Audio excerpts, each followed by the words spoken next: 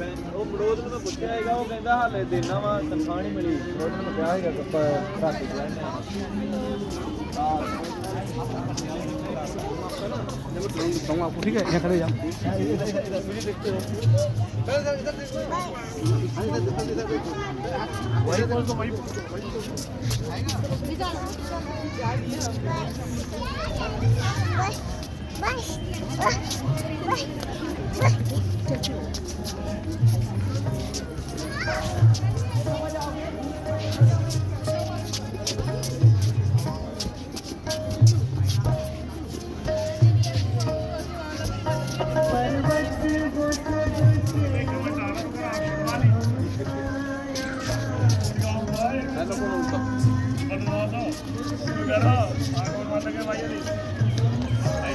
भले भले भले